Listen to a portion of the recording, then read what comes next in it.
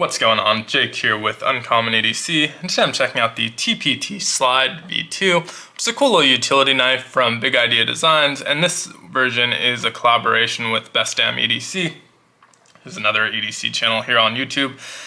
Has this kind of typical Topo pattern, which looks really good on it, and I actually got a Topo pattern utility blade for it from Zero Feud. This was actually part of a pack of 5. They're box Damascus. Only one of them actually is supposed to look like Damascus, but a set of 5 blades from them. So you have the Damascus, you have a hex pattern, dragon scale, and another slightly different hex pattern, but very similar, for 25 bucks. And these are an extra hard SK120 carbon steel insert. And so the ones that come with it are not actually sharpened blades, they're kind of safety inserts. And you get 2 of them. This one was the one that was installed. It's in that kind of satin finish. And it's just advertised as stainless steel. They don't say really anything more about it.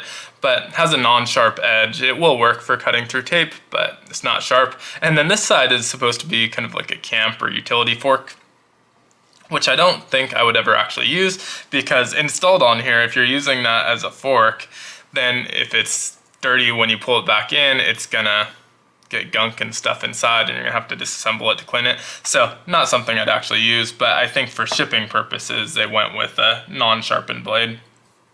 Now it also comes with this slip case, which is really nice, and just kind of a black leather, and holds some extra blades in there, which it also comes with a black version of the same insert. So again, not really something that I would use, but you can store regular blades in there as well. And there's a little section in there that you can kind of push down and slide it out. You will have to worry about kind of scratching up that leather and whatnot, but again, that's kind of what to be expected, so not a big deal. Now, I got the stonewash finish. This is a titanium body, stonewash finish. There's a black version as well, although I've heard that the paint can rub off and scratch quite a bit on the black version, so the stonewash might be a better option there. Now, I think the Topo looks really good here, but you can of course use a standard blade. These come out to about $5 a blade, which is really expensive for a utility knife blade. You can definitely get them for significantly cheaper, just at Home Depot or Lowe's or any hardware store, or even Amazon. Now, the TPT Slide V2 runs $95, which is extremely pricey for a utility knife, and you can get it slightly cheaper if you don't get the Damn EDC version without the Topo pattern, just kind of the plain. I think it's around $80 at that point, but at that point I'd rather pay a little bit more and get a cool looking version of it. But again, a little bit pricey for what it is. The other thing is, when changing the blade, there's a video out from BigIDesign on how to change the blade, and basically they recommend kind of semi-deploying it, really twisting this and pushing this button over, and it will kind of separate the frame, because there's only 3 screws, 2 on the bottom and 1 on the top, so this part is not screwed in anywhere, so technically you can separate it. Even with the non-sharpened blade, it always felt like I was just going to cut my finger off, so that didn't feel super safe or reliable. So what I ended up doing was disassembling it to change the blade, which is a little bit inconvenient and different than most of my other utility knives, so didn't love that about it, but it just felt safer to go that route and not risk cutting myself, because these utility knife blades are extremely sharp and you don't have a lot of room to kind of grip onto it, and so again, just felt a little bit safer. Now, there's a lot of other tools that they kind of built into here. I think they were counting 2 of them in this blade, so not going to include those because obviously that's not the blade that I'm using. But besides just being a utility knife, you have a bottle opener section here at the front. If you remove the blade, you have this section that can act as a wrench, and obviously the further you go down, different size of wrench, but that's only with the blade removed. And so since for me it's not really feasible to remove the blade in the field, that's probably not a feature that I would use. There's also a hex driver, or 1/4 inch bit driver, here, and that works okay. You want to make sure you get bits that are pretty much the exact size and fit snugly. It's a little bit clumsy feeling, but it does work. You also have a pry bar here at the back that can act as a scraper or a flathead screwdriver. And so I think they were counting it as about a 10-in-1 tool. I believe these grid lines are also exactly a centimeter, although I haven't measured them. You can use those for measurements as well. So a lot of different kind of tools on here. But again, at $95, it does feel a little bit pricey. Definitely seems like you're paying for more of the BigIDesigns label than the best Damn EDC, although you are paying a little bit extra there too, but you are getting the extra pattern printed on there, which for sure costs some money to add. But in general, for those that are familiar with BigIdesigns, they tend to be a little bit pricey. They make kind of premium, almost lifestyle-y EDC type products, and so in general, I'd say they're a little bit on the pricier side, so kind of what you'd expect. But when compared to kind of some similar utility knives, for example, the Giltech Ruck, really simple design. I believe mine's aluminum.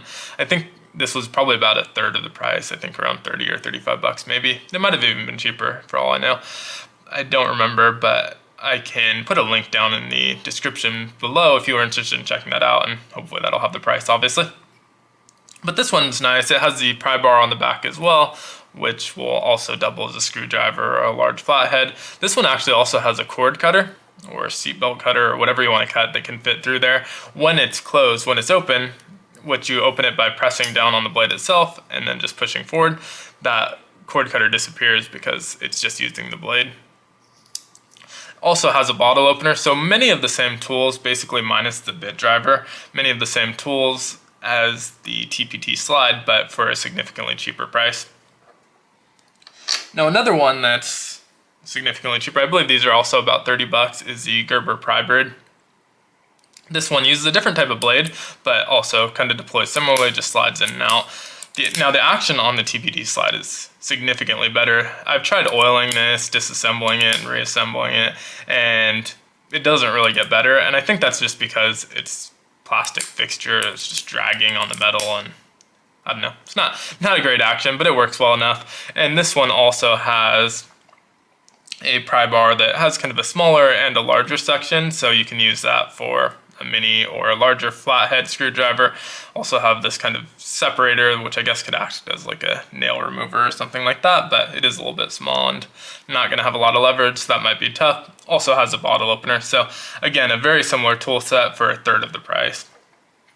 Now lastly, this one's a little bit more similar because it's titanium, but it doesn't have any additional features. This is a County Comm, I think Mad Max Co. This one works by twisting this dial, and once you loosen it, you can slide in and out and turn to the right to retighten it into place and use it, and then again twist it to close it.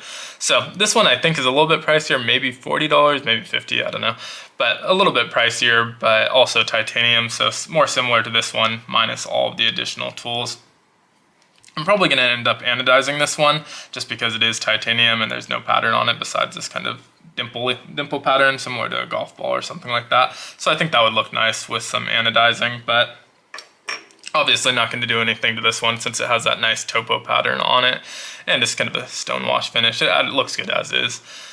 Now it does have a lanyard on it, which typically I'm not a fan of, but because this is so small, I do like it, and also because it works well with the slip case, so when you have it in there, instead of fighting to kind of get any purchase and reaching into the case itself, you can just pull on the lanyard, which is nice. And so I will leave that there.